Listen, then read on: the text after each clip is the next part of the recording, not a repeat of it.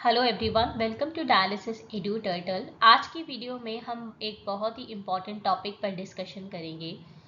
आजकल पैरामेडिकल में एडमिशन्स चल रहे हैं, तो काफ़ी स्टूडेंट्स को ये कन्फ्यूजन है कि डायलिसिस कोर्स क्या होता है, उसकी एलिजिबिलिटी क्या होती है, उसमें पढ़ाया क्या क्या जाता है, इस कोर्स को करने के बाद क्या क्या अपॉर्चुनिटीज़ लाइफ में मिल सकती हैं।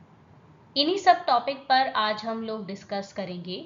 हम तीनों ही कोर्स कैटेगरी के बारे में बात करेंगे: certificate, diploma and degree course. तो ये तीनों ही कोर्सेज के बारे में हम आज इस वीडियो में डिस्कस करेंगे।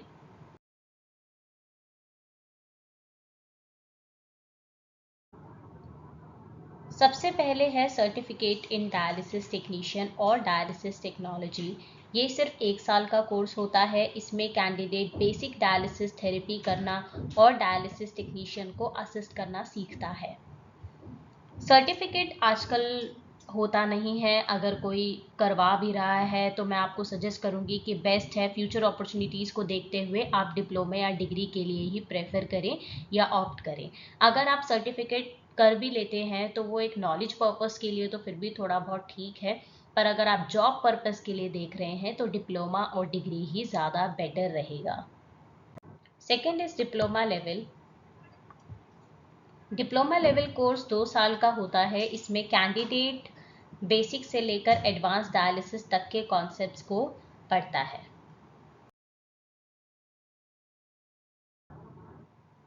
अगर आप डायलिसिस में ही अपना करियर बनाने की सोच रहे हैं तो best level of education is BSc in dialysis और bachelors in dialysis therapy technology.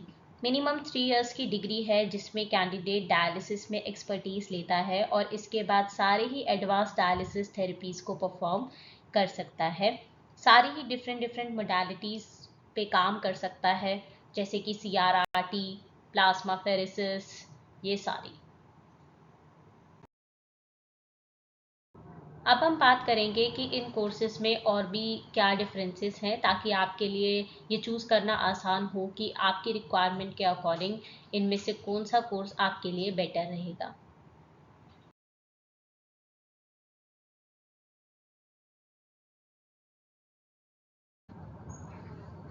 अब हम बात करते हैं इन तीनों कोर्सेज के बीच में क्या डिफरेंसेस हैं।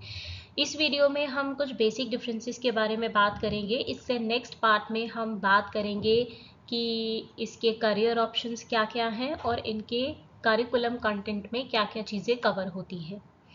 सबसे पहले हम शुरू करते हैं ड्यूरेशन ऑफ द कोर्स से। तो सर्टिफिकेट इन डायलिसिस टेक्नीशियन अगर आप देखेंगे तो ये मैक्सिमम आपको 1 ईयर का मिलेगा। डिप्लोमा इन डायलिसिस टेक्नीशियन 2 साल का होता है जिसमें 4 सेमेस्टर्स होते हैं। Bachelors in dialysis therapy technology ये 3 साल का होता है, या किसी किसी यूनिवर्सिटी में क्या होता है कि 3 साल की थ्योरी के बाद 6 मंथ्स की इंटर्नशिप अलग से करनी पड़ती है, तो वो मोर देन 3 इयर्स में काउंट हो जाता है। ऑल्दो इसमें 6 सेमेस्टर्स होते हैं। लेवल की बात करते हैं तो अगेन सर्टिफिकेशन लेवल है, डिप्लोमा लेवल है एंड डिग्री ग्रेजुएशन लेवल है। एलिजिबिलिटी 12th पास चाहिए। सर्टिफिकेशन के लिए किसी भी स्ट्रीम से एडमिशन इजीली मिल जाता है।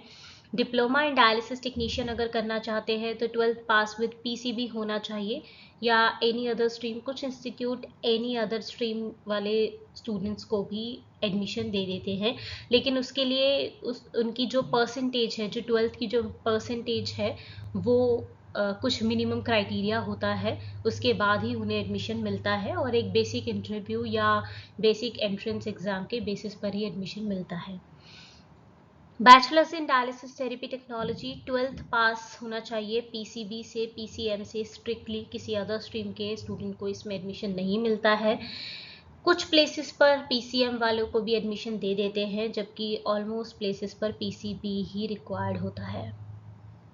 एफिलिएशन की बात करते हैं, डिपेंड करता है इंस्टीट्यूट्स पर। आपको इंडिविजुअल इंस्टीट्यूट से पूछना पड़ेगा कि उन्होंने किस यूनिवर्सिटी से एफिलिएशन ले रखा है या किस बोर्ड से एफिलिएशन ले रखा है।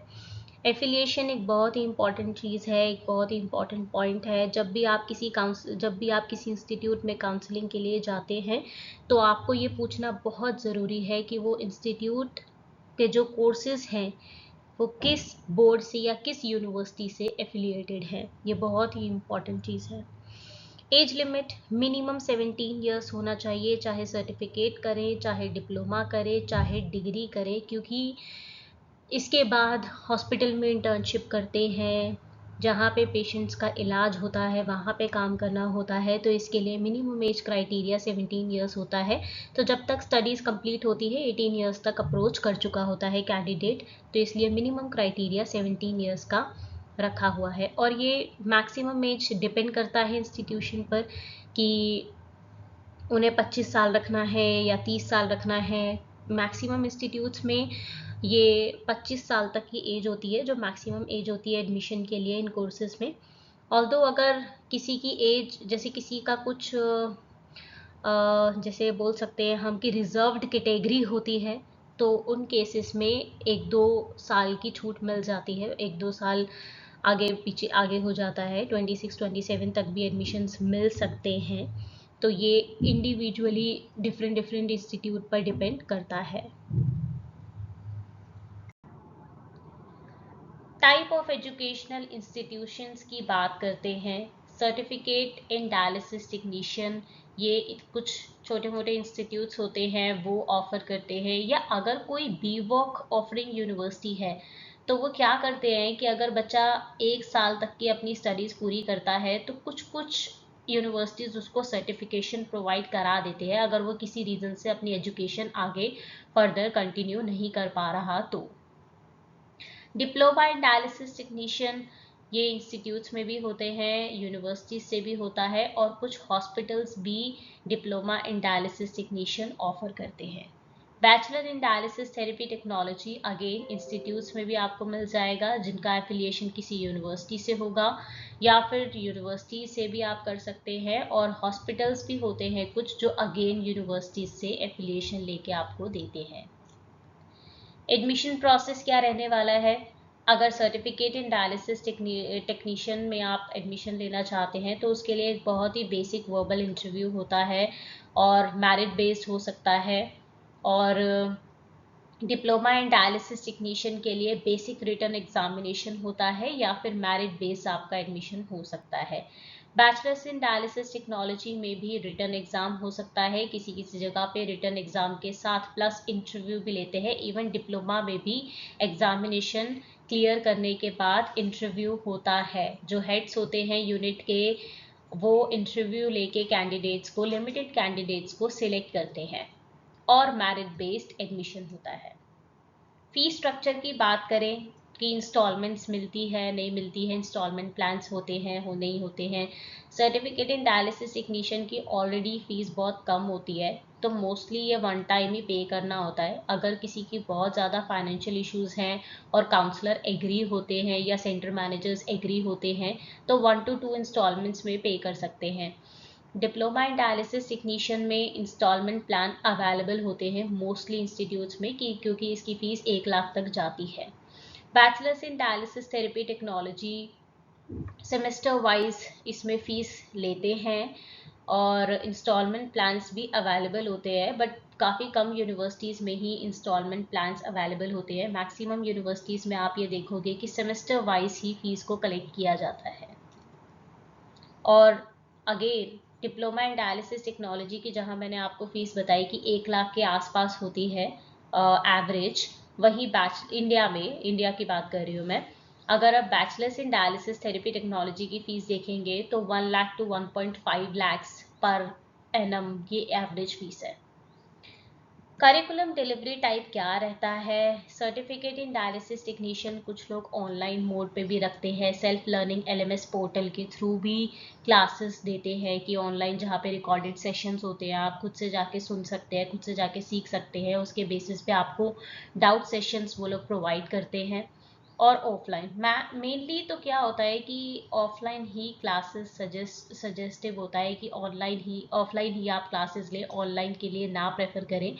डिप्लोमा इन डायलिसिस टेक्नोलॉजी में ऑफलाइन होता है और bachelors in dialysis therapy technology में भी ऑफलाइन क्लासेस होती हैं।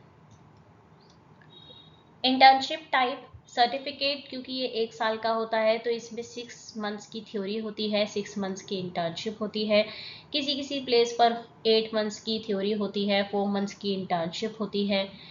और डिप्लोमा इन डायलिसिस टेक्नीशियन में 18 मंथ्स की थ्योरी होती है, 6 to 8 मंथ्स की इंटर्नशिप होती है। तो वहीं अगर 8 मंथ्स की इंटर्नशिप वो आपको ऑफर करते हैं तो थ्योरी के मंथ्स यहाँ पे कम हो जाएंगे। तो ये डिपेंड करता है इंस्टीट्यूट्स पे।